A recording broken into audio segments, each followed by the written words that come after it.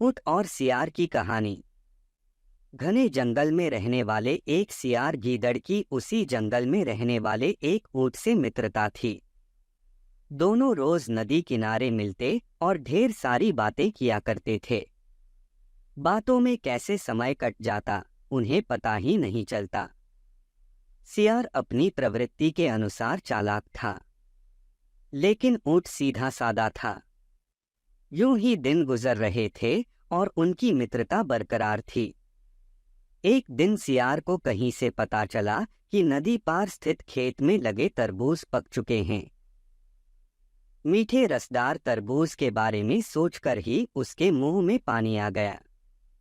उसके लिए नदी पार कर पाना संभव नहीं था, लेकिन तरबूजों का लालच वह अपने मन से निकाल नहीं पा रहा था। अंत में उसे अपने मित्र ऊंट की याद आई और वह तुरंत उससे मिलने चल पड़ा।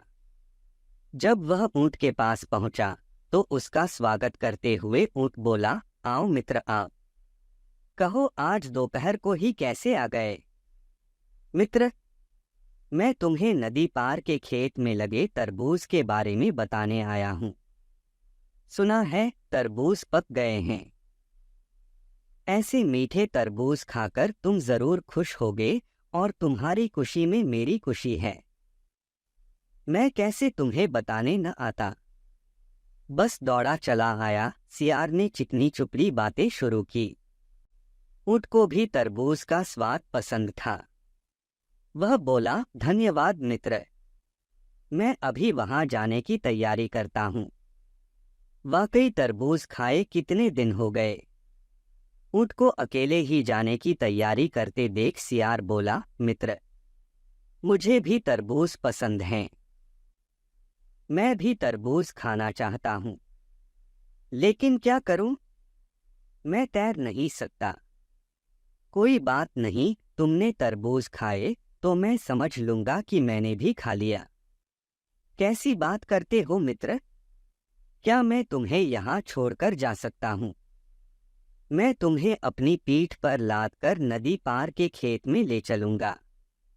हम दोनों मजे से तरबूज का स्वाद लेंगे, ऊंट ने कहा और सियार खुश हो गया। ऊंट ने सियार को अपनी पीठ पर बैठाया और नदी के पानी में तैरने लगा। कुछ ही देर में दोनों तरबूज के खेत में पहुंच गए। वहां दोनों ने छक्कर तरबूज खाए। जब सियार का पेट भर गया तो वह खुश होकर हुआ हुआ की आवाज निकालने लगा। ऊंट ने उसे शांत करने का प्रयास किया, लेकिन वह नहीं माना। उसकी आवाज खेत के कुछ दूरी पर रहने वाले किसान के कानों में पड़ गई।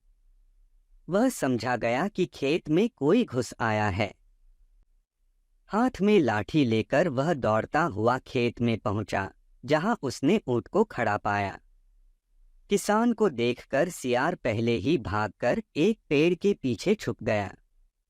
अपने विशाल शरीर के कारण ऊंट के लिए कहीं छिपना संभव नहीं था, इसलिए वह वहीं खड़ा रह गया। ऊंट को देखकर किसान आनब बोला हो गया।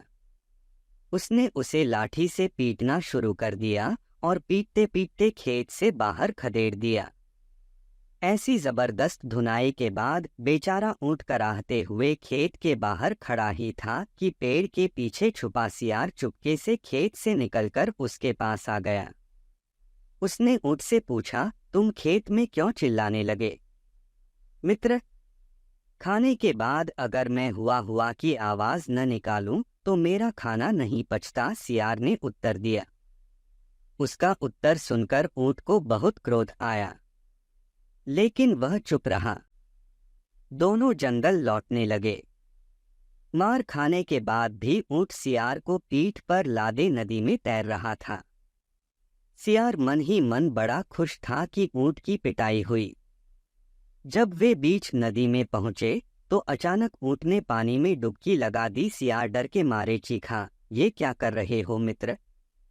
मुझे खाने के बाद पानी में ऐसे ही डुबकी लगाने की आदत है, ऊंट ने उत्तर दिया। सियार समझ गया कि ऊंट ने उसके किए का बदला चुकाया है। वह बड़ी मुश्किल से अपनी जान बचा पाया और पूरी रास्ते डरा समासा रहा। उसे अपने किए का सबक मिल गया था। उस दिन के बाद से उसने कभी ऊंट के साथ चालाकी नहीं की। सीख जैसे को तैसा। हेलो दोस्तों, नमस्कार। कैसे हो आप? सबका हमारे चैनल पर स्वागत है। हमारे चैनल को सब्सक्राइब, लाइक, शेयर, कमेंट जरूर करें।